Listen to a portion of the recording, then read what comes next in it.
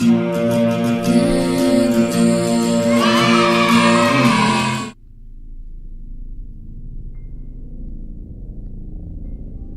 Ends Tonight by Wildcraft Superfan 1. Chapter 1. A Sword in the Night.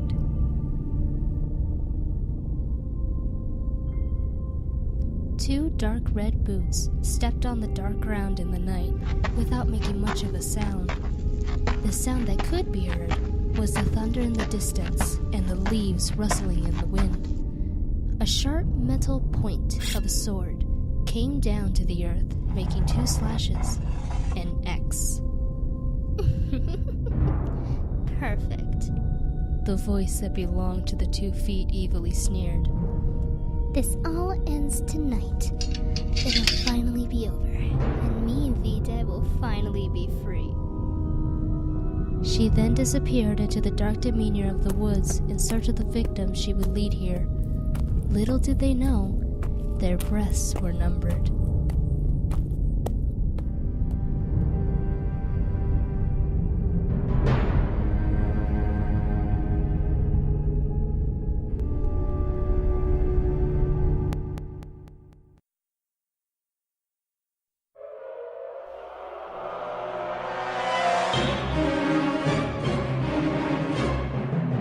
Chris still had no idea how it came to this.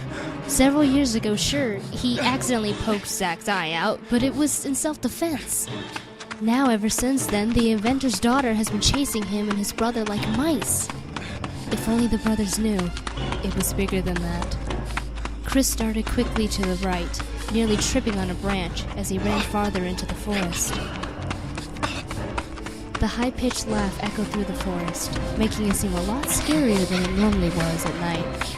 With no moon, and he was totally alone, why did his curiosity always have to get the better of him?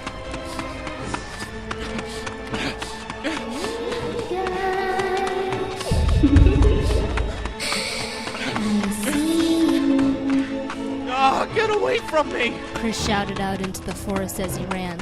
He winced. Somehow he felt doomed. Oh no. No, not a dead end! Oh yes, a dead end. Not just in the forest, but also for you. Chris turned around, and his eyes widened. There in the shadows was a silhouette of a girl who was no more than a mere teen. Only her metal swords in the sheath on her back and her pearly white teeth glimmered in the spots of moonlight now that the clouds were dissipating. No, not you! Chris put his hands up in surrender, backing up slowly as the girl took a step forward. Well, that wasn't the kind of welcome I thought I'd get from the welcoming committee. The girl evilly snickered as she drew one of her swords from the sheath. Now, Kate, put that down. Chris was obviously shaking in fear. He knew there was no way out. Aw, what's the matter, friend?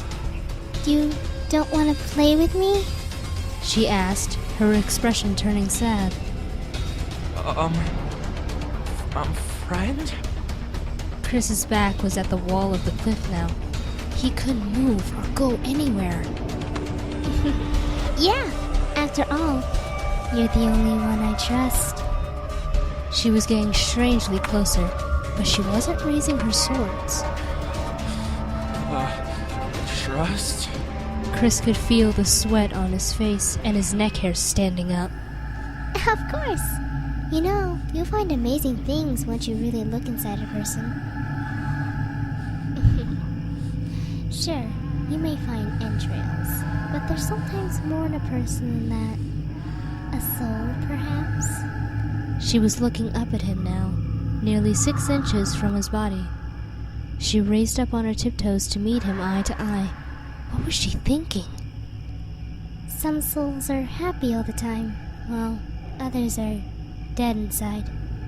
She raised her head to his, their noses almost touching. She honestly looked like she was going to kiss him. And need to be brought back to life, she whispered, her lips nearly mere inches from his as he stared at her with scared, wide eyes. His pupils shrunk in fear, and they shrank even smaller at what Kate did next. She suddenly moved back and set off the loudest, evil, insane laugh Chris had ever heard. Her pupils shrank as her entire eyes were filled with red light of evil, as if she were possessed. But this was Chris's chance. She was finally a little bit away from him now. During her laughing spree, Kate suddenly felt herself being pushed. Before she could do anything, Chris had shoved her as far away as he could and bolted, still hearing her laughs throughout the woods, like the laughs themselves were chasing him. The laugh seemed to echo louder in his mind. Oh no, go away! No! Chris zigzagged, trying to get Kate off his trail, when suddenly, in the darkness, his leg got trapped in something painful. He looked back to see that his leg was caught in some bear trap. It was obvious Kate had put it there. There were no hunters, or people for that matter, anywhere for 50 miles. Tears sprung into his eyes as he tried to get his leg free, but the shaking of the adrenaline and the blood beginning to clog his boot was making it difficult. Aw, the poor mouse. Finally caught in his trap. Kate's voice rang through the forest again. Chris couldn't help it now.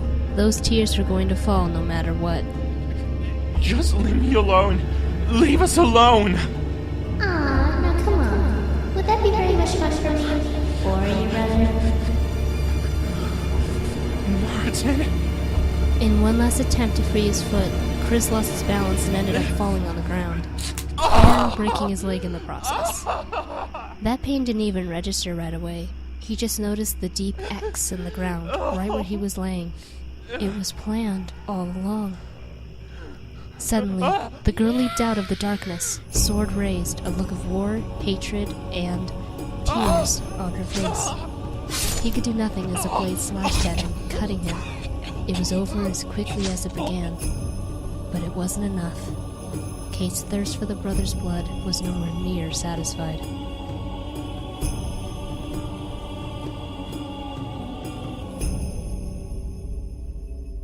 This is the end of Chapter 1, Part 1 of It Ends Tonight by WKSF1. Vocal talent included WKSF1 and Carlos Adu1. Hey everybody, what is up? This is Wildcry Superfan 1, and thank you so much for listening to Part 1 of the Chapter 1 of It Ends Tonight. I'm sorry I could not publish the entire chapter, but Part 2 is coming very soon. This is kind of just a promo-like video to see if you guys like it. I personally do. If you all enjoyed, please leave a like, as that helps determine if I should continue. Let's see. Okay, if this video gets 10 likes, I will continue the story on to Part 2. Also, a special thanks to Carlos Adu1 for voicing Chris in this story. He did an amazing job, and he's super fun and funny to work with. The link to his channel is in the description, as well as the side of my channel page labeled Friends and Other Collaborators.